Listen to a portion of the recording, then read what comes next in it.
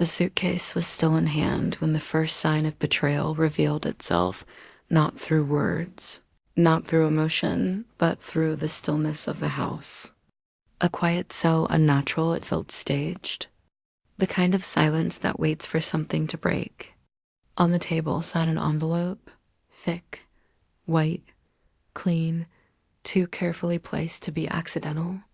The kind of envelope people only use when they want to change someone's life without having to face the aftermath. He stood several feet away, arms crossed, posture stiff, eyes fixed on a spot somewhere behind. Not on the suitcase. Not on the face returning home. Just past it all, as if already imagining a life where this moment didn't exist. The envelope carried everything. His silence confirmed the rest. Reaching for it felt like reaching into the remains of something that had already died. The paper was colder than the room, colder than his expression, colder than the voice that finally broke the silence with a single rehearsed line. It's better this way. That's all. Not an explanation. Not a conversation. Just a verdict. The signature was already there. Crisp ink, steady handwriting, a date that revealed the truth. He had signed the papers days before the office trip even ended. Days before the last goodnight phone call, before the last miss you, before the final message wishing safe travels. He had already decided. He just waited for the door to open so he could hand over the ruins. It was almost laughable how clean he tried to make the ending look. No evidence of conflict. No argument to justify it. No emotional mess to untangle. Just a man who waited until distance made it easier to detach himself from responsibility. But his eyes betrayed what his voice refused to admit. Guilt flickered there. Guilt, and something else, fear of being questioned, challenged, exposed. Fear that maybe the timing wasn't as flawless as he wanted it to be.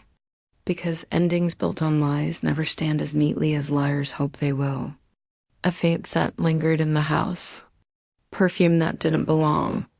Soft, floral, unfamiliar. The pillows looked disturbed, couch cushions shifted, and the glass in the sink wasn't the one used that morning before leaving for the trip. These small details were louder than any confession he could give. He wasn't just ending the marriage. He had replaced it, and he wasn't ready for the truth to be known. Not yet. Not when he still believed he controlled the story. So he avoided looking directly at the person he betrayed, keeping his gaze fixed on the divorce papers as if they were a shield strong enough to hide his deception. He didn't expect calmness. He expected tears, anger, a scene he could use against her later. He expected to be the victim of an emotional explosion he could twist into justification. But betrayal changes something. It empties a heart of fear and fills it with clarity. The papers were set down gently, handled as if they were nothing more than trash left in the wrong place. His face tightened at the lack of reaction because without chaos, he couldn't control the narrative. Silence became a mirror, and in that mirror, his guilt grew more visible. Behind him, on the shelf, a frame was turned backward. A picture once cherished, now hidden. Another detail he forgot to erase before staging the perfect exit. Another truth slipping through the cracks he didn't think anyone would notice. This wasn't a sudden decision. This was planned, premeditated, practiced, perfected in the shadows while pretending everything was fine. Every trip, every late night, every sudden change in tone. The signs lined up now like stars forming a constellation that spelled out the truth. The marriage had ended long before the office trip began. He thought betrayal would break someone quietly. He thought a signature would erase history. He thought walking away first meant winning. But betrayal doesn't end a story. It starts a new one. And the man who placed divorce papers on the table never imagined that moment would be the beginning of his own downfall, because the truth he tried to bury hadn't even begun to surface. It started quietly, the way most betrayals do, not with a fight, not with a confession, but with a change so subtle it almost went unnoticed. His tone, once warm and effortless, suddenly carried a stiffness that felt foreign.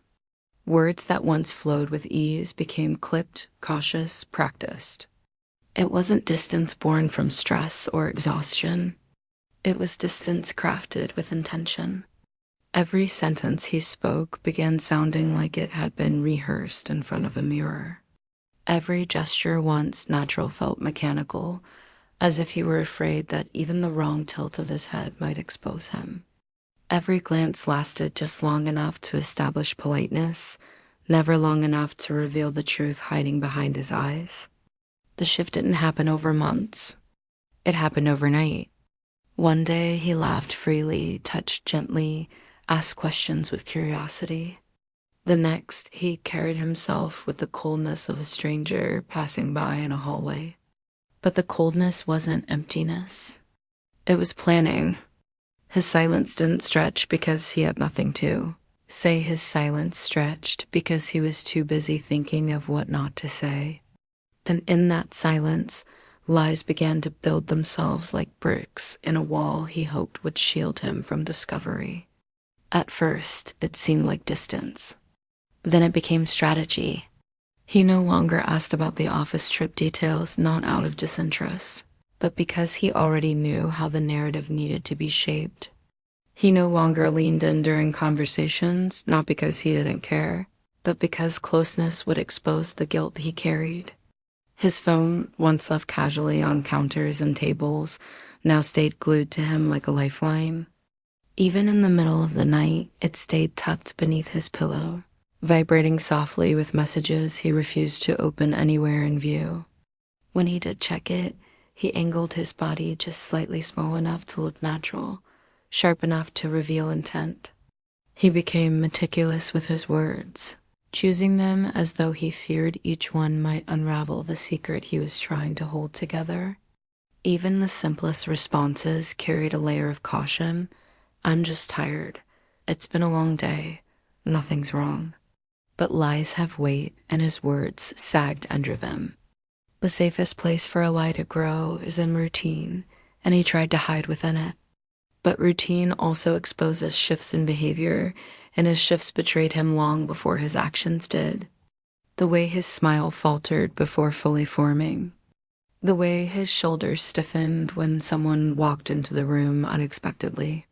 The way he flinched at unexpected questions, as if every inquiry was a threat. The way his jaw tightened whenever he thought he wasn't being watched. He wasn't confused. He wasn't overwhelmed. He wasn't drifting away without realizing it.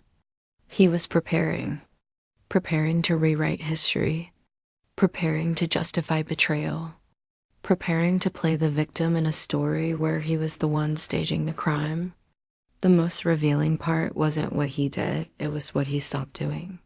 He stopped reaching out. He stopped making plans. He stopped showing affection. He stopped offering explanations, because explanations are dangerous when lies sit beneath them. His sudden coldness was the first thread of a hidden tapestry woven with secrets he believed would stay buried. But coldness cannot hide the warmth someone else leaves behind. Perfume that isn't familiar, receipts that don't match the story, moments where he hesitated just a second too long before answering. The truth reveals itself most clearly in the things someone tries hardest to conceal. And the husband who once claimed honesty as a virtue now lived in a performance so fragile that one honest question could have shattered it entirely. But it didn't need to. Silence was enough. Observation was enough. Patience was enough. Because in every rehearsed word, every controlled gesture, every carefully chosen expression, the truth whispered louder than any confession he could have offered. His sudden coldness wasn't a consequence of the decision he made. It was the sign that the decision had been made long before. The hidden plan always leaves footprints, and he had already walked too far to cover them. The first time his family saw the return from the office trip, Their faces said everything they tried so hard to hide. There were no surprised expressions, no concerned questions, no confusion over why tension lingered in the air. Instead, they looked with the kind of calm that only comes from knowing a secret long before it's revealed. Their politeness felt too polished. Their sympathy felt too prepared. Their smiles felt too rehearsed. It was as if they had practiced for this moment. The mother stepped forward first, her voice soft, overly gentle, the kind of gentle that scratches rather than soothes. She placed a hand on an arm in a gesture meant to mimic comfort, but her touch carried no warmth. Her eyes moved quickly, not searching for emotions, not checking for understanding, but assessing readiness, as though she expected a reaction that had already been predicted. "It must be a lot to take in," she murmured. The words were careful, precise, rehearsed, and from the corner of the room, the husband's sister watched with a smile too mild to be genuine. Her posture relaxed, but her gaze too focused quietly, curious about whether the news had been delivered as planned. She didn't ask what happened, didn't question the sudden coldness or the presence of divorce papers waiting at home. Instead, she offered a nod, as if acknowledging something familiar, a chapter she'd read ahead of time. Then came the father stoic, unmoved, offering a slow shake of the head that felt more like judgment than support. He didn't even pretend to be surprised. The only emotion he carried was relief, the kind that appears when a decision finally matches the outcome a family has been pushing toward for a long time. Their reactions weren't natural. They weren't human grief or shock. They were confirmation. They already knew. A family doesn't react with that level of composed acceptance unless the betrayal had been shared among them long before. The polite phrases they offered were like lines from a script passed around the night before. "These things happen. You'll understand one day. He needs to do what's best for him. We just want peace." Peace, a word they love to use when erasing someone. Their eyes darted between one another too often, silently checking to see if everyone was staying in character. And every time the husband entered the room, their expressions shifted, tension easing, relief settling, like actors dropping their guard when the lead finally arrives to ensure the performance continues smoothly. It wasn't just their calmness. It was their lack of questions. No one asked why the marriage ended. No one asked what happened on the trip. No one asked how someone was doing after the rug had been pulled out from under them. They didn't ask because they already knew, and they already believed the story he fed them. He had prepared them. He had shaped the narrative long before the trip. He had painted a picture where he was the victim and she was the problem. His mother's familiarity with the situation was too strong to hide. She whispered things like, "I'm sure this is for the best. You've been through enough. He deserves happiness." Each line crafted to soothe him, not to comfort the one who'd been blindsided. The brother looked on with quiet satisfaction, shoulders lighter, as though he had been waiting for the marriage to fall apart to reclaim attention he believed was stolen from him. He avoided eye contact, not out of guilt, but because he didn't want to gloat openly. And the husband standing amidst his family, basking in their validation, looked strangely comfortable. Not like a man who had made a difficult choice. Not like someone wrestling with guilt or sorrow. He looked like someone who had been coached. Every nod he received reinforced the truth. The family knew the plan before she did. They supported it, encouraged it, counted on it. Their strange sympathy wasn't empathy. It was celebration disguised as concern. They thought they had orchestrated the perfect betrayal, silent, coordinated, unquestionable. What they didn't realize was that their rehearsed calmness was the loudest confession of all. Because nothing exposes a conspiracy faster than a family too prepared for heartbreak that never happened to them. The truth didn't appear in one explosive moment. It revealed itself in fragments, small, fragile pieces he never meant anyone to see. A receipt left in a coat pocket, a message half deleted, a late-night whisper he thought no one heard. Each detail alone was subtle, dismissible, easy to excuse. But together, they formed a trail leading straight to the heart of his betrayal. It began with a simple slip-a-restaurant charge from a place he claimed he'd never visited. The date matched a night he insisted he'd been working late. The order wasn't for one person. There were 2 meals, 2 drinks, and a dessert he would never choose. When asked about it, he blinked a little too long before answering. The kind of hesitation that feels like someone flipping through excuses in their mind. Then came the messages. One evening, while he showered, the phone lit up on the nightstand. Not with a name, he wasn't careless enough for that, but with a heart emoji from an unsaved number. For a man who claimed to speak only with colleagues, the tone felt too intimate, too familiar, too dangerous. He rushed out of the bathroom the moment he heard the vibration, towel still dripping, eyes widening when he saw someone standing near the device. He snatched it quickly, forcing a calm expression that didn't hide the panic rising in his face. "It's work," he explained, voice too controlled. "It's nothing," he added, too quickly. But nothing doesn't need protection. Nothing doesn't need secrecy. Nothing doesn't make a man lock his phone at all hours of the night. Every new clue peeled back another layer of his deception. He started showering in the evenings, something he never did before. He had call logs with sudden efficiency. His clothes carried a faint perfume that didn't belong in the home. Not strong enough to be obvious, but noticeable enough to raise questions. The scent clung to him in ways honesty never could.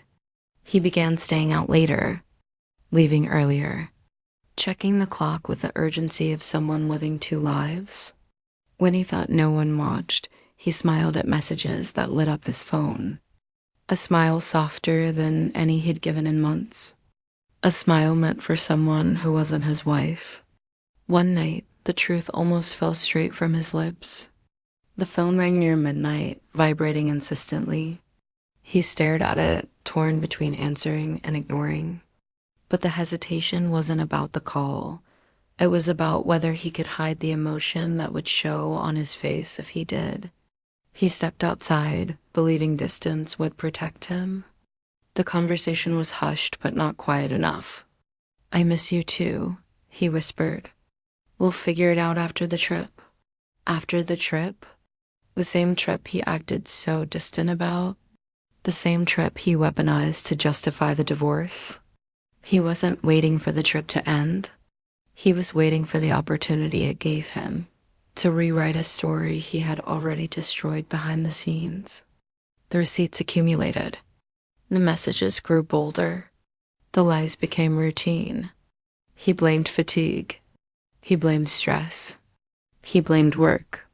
But no job explains a man finding excuses to step outside at 2 a.m. No meeting requires whispered jokes in the darkness. No coworker sends late-night texts filled with longing. The pieces aligned like constellations in a sky he hoped she'd never look up at. But lies glow brighter than truth once they're discovered. And his trail was a blazing map of betrayal. He had moved on long before he pretended to. He had built a new life while acting like the old one still mattered. He had rehearsed a divorce while sharing a home he abandoned months earlier. And all the while, she believed his coldness was confusion. But it wasn't hesitation. It was strategy. The woman on the other end of his secrets had already taken the place he planned to empty. His family knew. His behavior proved it. His silence confirmed it. His betrayal wasn't spontaneous. It was deliberate, slow, patient, the way only a guilty man prepares for his escape. And the trail he left behind would soon become the path to his downfall. Silence can be the sharpest weapon when betrayal has already spoken loudly enough. After the truth revealed itself, piece by piece receipts he forgot to hide, messages he didn't fully delete, lies he didn't rehearse well enough. There should have been a confrontation, a demand for honesty, a plea for explanation. Something dramatic, something loud, something heartbreak could recognize. But instead, something colder took its place. A resolve that didn't tremble, a calmness that didn't break, a strategy that didn't need his voice to validate it. There was no point asking for answers he had already given in the form of evidence he tried to bury. His betrayal was written in every dark corner he thought she'd never search.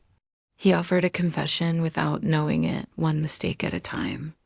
And she collected each one carefully, not for reconciliation, not for closure, but for leverage. Silence became survival. Silence became power. Silence became the place where revenge began to grow. He mistook it for defeat. He mistook it for acceptance. He mistook it for weakness. And that was the first step toward his downfall. He continued moving through the house with rehearsed ease, believing his performance was convincing. His new routines were sloppy attempts at pretending nothing was happening behind closed doors.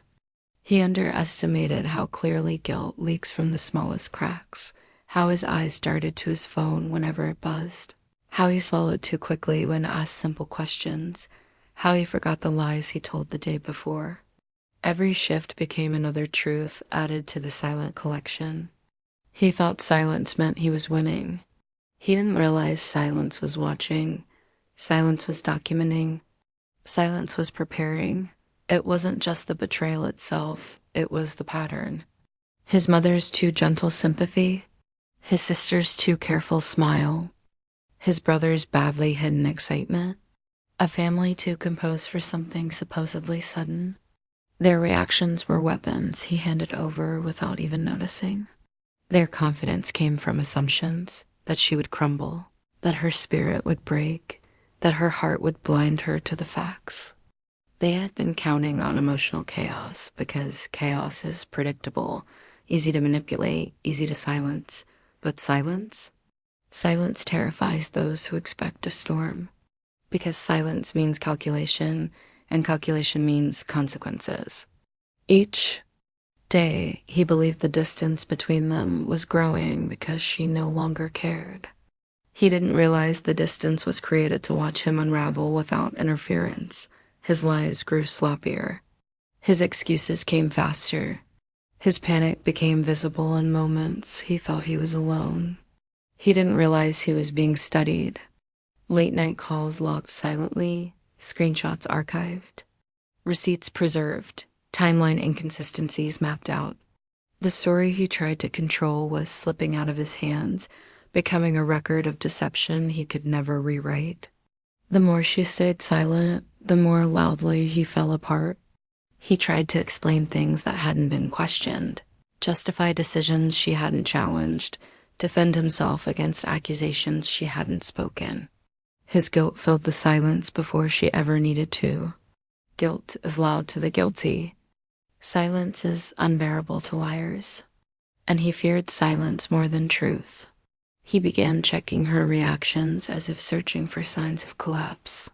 But there was nothing, no tears, no arguments, no desperate pleas, just clarity.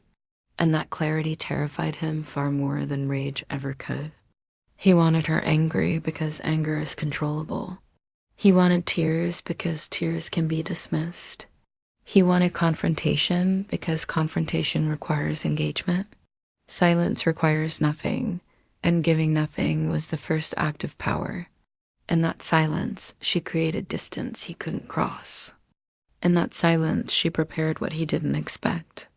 In that silence, she positioned herself for the moment his lies would destroy him without her ever lifting her voice. Every truth he hid became a weapon. Every lie he told became evidence. Every betrayal he committed became the story he would tell on the day everything collapsed, whether he wanted to or not. His downfall wouldn't require a fight. It would only require patience. And patience was something he never imagined she possessed until it became the very thing that undid him. He truly believed he had won. With the divorce papers signed, the cold distance maintained, and a new woman waiting in the shadows, he walked with the confidence of someone who thought he had escaped consequences. He carried himself as though the past could be erased with a signature, as though betrayal left no footprints, as though the lies he built his new life on would never come crashing down. But karma moves, quietly until the moment it strikes Dot. It happens slowly at first. Like cracks forming beneath the surface of ice he believed was solid. He didn't notice when people around him started looking at him differently. He didn't notice the questions whispered behind his back.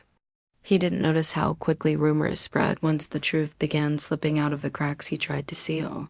The first blow came when the other woman learned she wasn't the only one. She found messages, ones he forgot to delete, promising her words he had been promising someone else as well. She confronted him with a fury he never expected. He tried to lie, but lies built on lies collapse faster than truth. She walked out, leaving him with nothing but the echo of her accusations. Dot then came his family, Dot the same family that stood so proudly behind him, so ready to support his deception, began turning on him when the details surfaced. They learned the truth not through confrontation, but through evidence too solid to deny, the hidden messages, the receipts, the timeline of betrayal he swore never existed. Their perfect narrative crumbled as everyone realized he had not only lied to his wife, he had lied to them as well. Dot, his mother, was the first to break. The disappointment in her voice wasn't about the divorce, it was about being fooled. She thought she had been in control, guiding him, shaping situations to benefit him. But learning she was just another pawn in his deception shattered the illusion she clung to. Her anger grew louder, sharpened by humiliation. His sister followed, calling him out for dragging the family into something they never should have defended. Her shame turned into resentment. She accused him of making them look like fools. And in their world, reputation mattered more than loyalty. The foundation he believed he stood on began slipping. Work followed next. Someone leaked details, screenshots, photos, messages. People he trusted began avoiding him, their polite conversations turning into stiff nods and uneasy glances. His reliability came into question. His character was dissected. His professional image tarnished. The relationship he left the marriage for disintegrated. The family he relied on fractured. The new life he built cracked under the weight of every lie, and the truth that surfaced didn't need her voice to rise. It spoke for itself. He tried to regain control, scrambling to rewrite the narrative, claiming misunderstandings and exaggerations. But no one believed him this time. His silence, once his shield, now made him look guilty in ways words could never undo. His denials collapsed when confronted with the evidence he accidentally left behind. He tried to return to the life he had abandoned, seeking sympathy from the person he once discarded like an inconvenience. But the door he once walked out of no longer opened for him. He found no anger waiting, no heartbreak ready to be manipulated, only a calmness that terrified him more than any confrontation. Because calmness meant closure, and closure meant he had no power left. The friends who once admired him drifted away. The relatives who once defended him whispered about karma. The woman he left walked forward without looking back. Every piece of the life he thought he controlled slipped through his fingers. His world didn't explode. It unraveled quietly, painfully, inevitably. And the one person he assumed would break under his betrayal became the only one who walked away whole. While he was left standing in the ruins he created himself. Thank you for watching this chapter of betrayal, truth, and karmic justice. If this story pulled you in, don't forget to like, subscribe, and turn on notifications so you never miss the next twist, the next downfall, or the next moment karma strikes again. Stay with us. The truth always has more to reveal.